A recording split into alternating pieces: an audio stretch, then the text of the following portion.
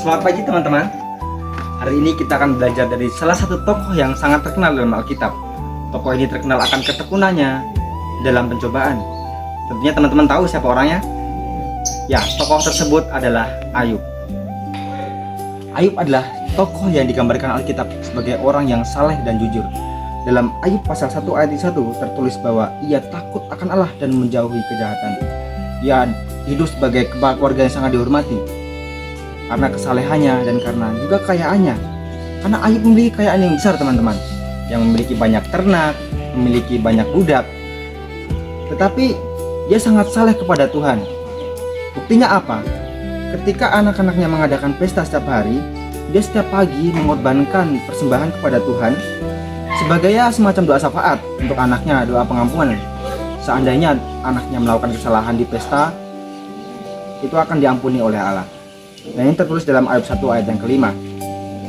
Dari keseluruhan itu menggambarkan memang sebelum Ayub jatuh dalam pencobaan, Ayub hidupnya sudah berpusat penuh kepada Allah. Tetapi meskipun kehidupan Ayub tampak sempurna, Allah mengizinkan sesuatu ujian besar terjadi dalam hidupnya. Ayub menerima kabar bahwa semua ternaknya dirampas, hamba-hambanya dibunuh, dan badai besar meruntuhkan rumah di mana tempat anak-anaknya tinggal, sehingga membuat anak-anaknya meninggal, seperti yang dicatat dalam Ayub pasal 1 ayat yang ke-13 sampai ayat yang ke-19. Tidak berhenti pada kehilangan harta dan keluarga, Ayub juga mengalami penderitaan fisik. Ia diserang penyakit bara dari ujung kaki sampai ujung rambut, sehingga ia duduk di atas abu sambil menggaruk tubuhnya dengan sekeping beling, sebagaimana ditulis dalam Ayub pasal 2 ayat yang ke-7 sampai ayat yang ke-8.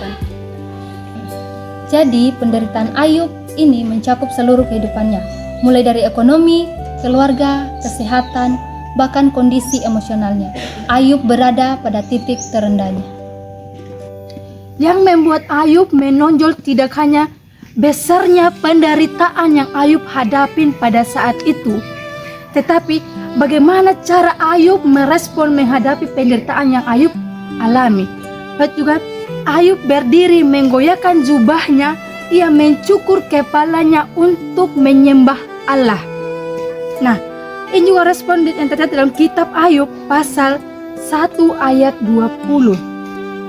Pada saat itu juga dalam situasi kehilangan harta, keluarga, dan sahabat-sahabatnya, Ayub berkata, Tuhan yang memberi, Tuhan yang mengambil, terpujilah nama Tuhan. Ini terdapat kitab Ayub pasal 1 ayat 21. Sikap ini menunjukkan bahwa penyembahan tidak hanya tergantung pada keadaan. Nah, Ayub juga membawa pergumulan kepada Tuhan. Ia jujur dalam doanya. Ia tidak menyembunyi kesedihannya, tetapi tetap datang di hadapan Tuhan dan hati yang terbuka.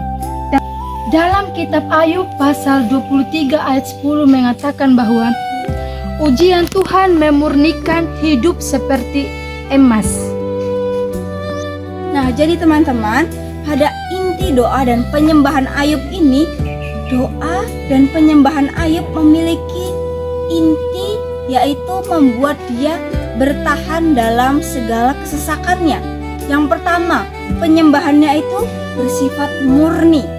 Ia menyembah bukan karena ia memiliki berkat, bukan karena ia memiliki segalanya dalam kehidupannya, tetapi ia menyembah Allah yang layak dalam segala keterpurukannya, dalam segala kesendiriannya, kesakitannya, semua orang meninggalkannya. Ia tetap menyembah Allah dalam segala keadaannya. Yang kedua, doa Ayub ini bersifat jujur dan juga terbuka. Ia tidak pernah menutupi rasa sakitnya. Ia mencurahkan seluruh hatinya, seluruh keluh kesahnya, seluruh masalahnya, kesendiriannya, kekecewaannya, ditinggalkan orang-orang, kerabat terdekat, keluarganya, semua orang. Ia menceritakan itu kepada Tuhan. Ia memiliki relasi yang dekat, relasi yang intim bersama Tuhan. Ia menjaga proses ini kedekatan dengan Tuhan tidak hanya saat dia dalam keterpurukan, akan tetapi dari awal-awal kehidupannya hingga masalah ini terjadi, ia tetap menjaga relasinya dengan Tuhan dengan begitu kuat. Yang ketiga, Ayub memiliki pemikiran yang kuat tentang kedaulatan Allah. Ia menyadari bahwa hidup manusia hanya berada di dalam tangan Allah saja. Ia memiliki kesadaran bahwa permasalahan kehidupan ekonominya, kesakitannya, kehilangan keluarganya, kerabatnya, bulian dari lingkungan sekitar, ia tidak menganggap itu sebagai suatu hal yang akan menjatuhkan iman dia. Dia memiliki kekuatan iman yang kuat pada kedaulatan Tuhan, sehingga meskipun dia terpuruk, dia tidak mudah putus asa.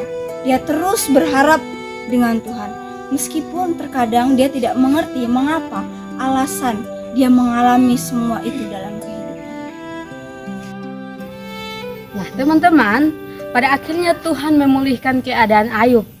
Bisa kita lihat di dalam Ayub pasalnya yang ke-42, ayatnya yang ke-10 hingga ayatnya yang ke-17, di mana diceritakan bahwa Allah mengembalikan segala yang hilang, bahkan melipat gandakan apa yang dulu Ayub miliki. Nah, Tuhan juga memberinya anak-anaknya kembali dan memberikan umur yang panjang untuk menikmati kehadiran keturunan atau generasi-generasi berikutnya.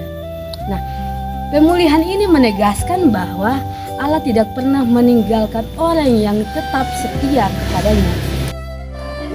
Di tengah penderitaan sekalipun Tuhan bekerja dan hadir menyertai. Kisah Ayub menunjukkan bahwa doa dan penyembahan bukan hanya rutinitas rohani, tetapi sumber kekuatan yang membuat seseorang mampu bertahan melalui pencobaan yang berat. Jadi melalui kehidupan Ayub, kita sebagai umat Allah diajarkan harus tetap berdoa dan menyembah kepada Allah dalam segala kondisi kehidupan kita, dan percaya Allah tidak akan meninggalkan kita dalam kondisi apapun. Terima kasih.